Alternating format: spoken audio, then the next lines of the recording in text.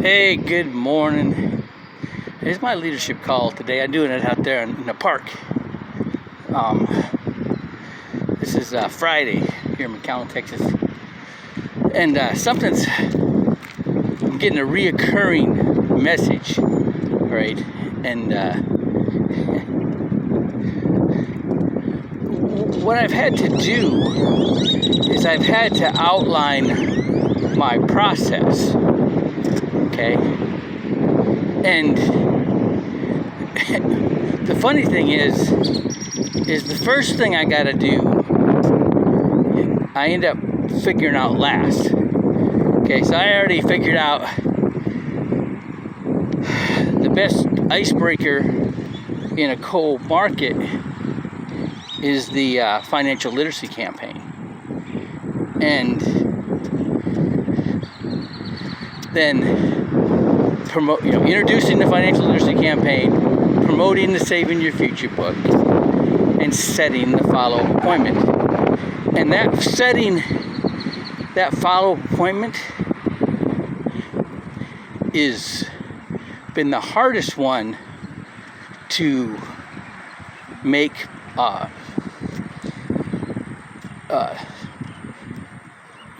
important or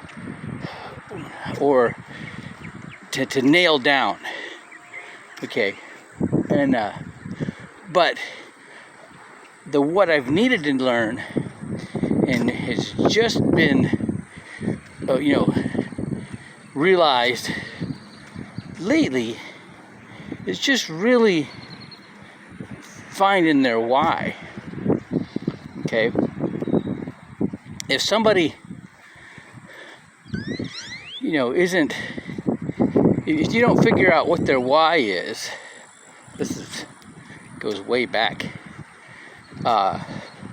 Ben Gay III, the author, the pen name of the author that wrote The Closers, talks about leadership. He says if there's a gymnasium or a parking lot full of people and somebody comes along with enough enthusiasm and says, "Come on, let's go," the majority will follow him into a point where they figure out if it's worth the effort to continue following this guy. They're going to get what they need. The ones that don't move, that's another leader. The ones, they already got a plan. They already got, direction they want to go. And you got to go back to them and say, listen, where's it you want to go? And if you can show them how to get to where they want to go faster by going with you, they'll lead from the front. Those ones that only go part way and stop, that's because they never had an end destination to begin with. I don't care if it's selling dollars for quarters.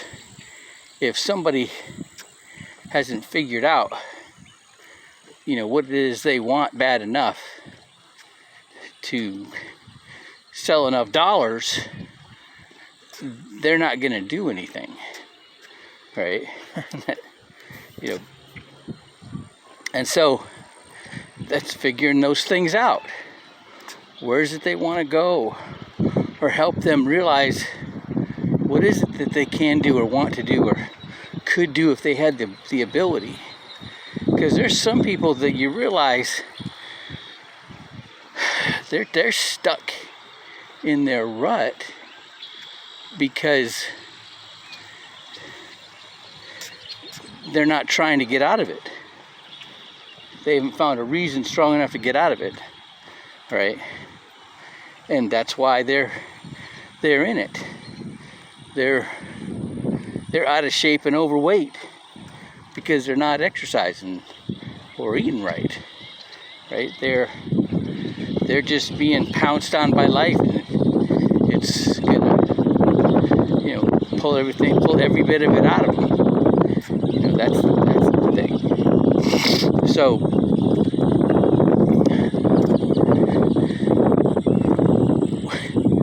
it's paying attention. It's listening to somebody. I had somebody yesterday. Now she's retired already. She's doing, her and her husband are set. He's a pastor and a businessman, and she's his administrator, right? And but she can't stand sales. And she's helping veterans, right? And she's thinking, well, veterans, they're not going to want to do this, and they're not going to want to do that. And I'm like, you need to leave that up to them. Tell you what, I had no inkling that I wanted to be in sales. Every time I wrote a resume, it came with something carrying a gun, right? I didn't want to do that anymore. And I had to get a job.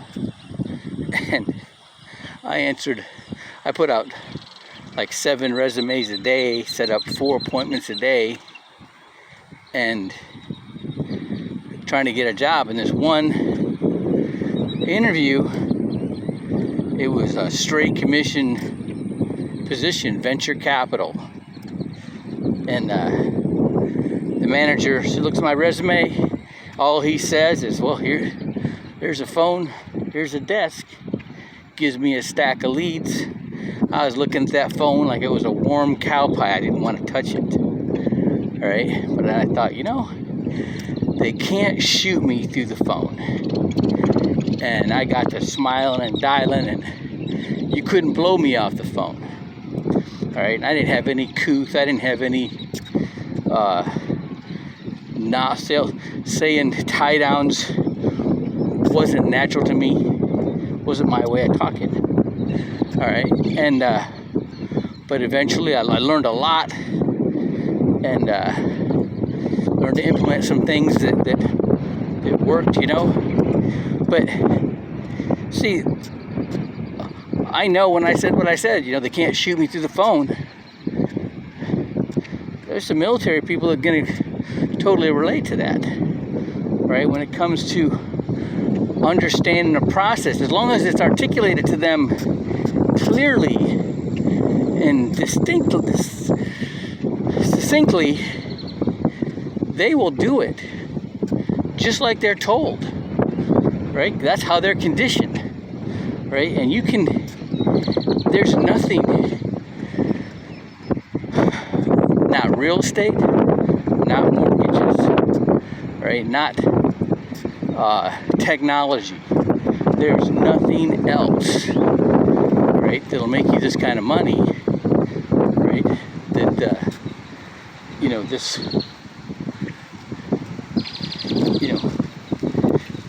and have as significant an impact on your customers as what we do. And I tell you what, I joined the military to make a difference. I joined the military because I was upset about the 1979 hostage situation in Iran. I was going to join the military and I was going to make a difference, right? And that sounds kind of naive, but there was enough of us that felt the same way that joined at the same time, and we did. While I was in the SEAL teams, my first 4 years, we took out Noriega, right? Pretty quick, right? We turned that whole country around, right? Because of that, the Nicaragua became a democracy. The war in El Salvador ended, right? And we helped the Peruvians beat back the Sendero Luminoso, the communist guerrillas, and then the wall came down in China. Oh yeah, the Iraq war. They took out Saddam Hussein. Got Saddam Hussein out of Kuwait, right? So that's what happened when the left, like-minded people get on a campaign. Well, I can't think of anything that I can do to create more impact in the world right now than this financial literacy campaign. And I know if there's people in the military that are hearing what I'm saying, right, that that believe in their leadership abilities, they're going to feel the same way I am when they understand what and there's so much to understand, but it's making that difference, leaving my imprint, okay, on this earth. There's nothing else I can think of right now that can have that kind of impact. So that's why I'm doing it. All right, and so I'm gonna be sending this to her because I'm looking for some leaders. All right, I'm looking for people who you can give them the objective and you can show them the strategy and the plan, and they'll implement it. That's what I'm looking for. All right, have a great day.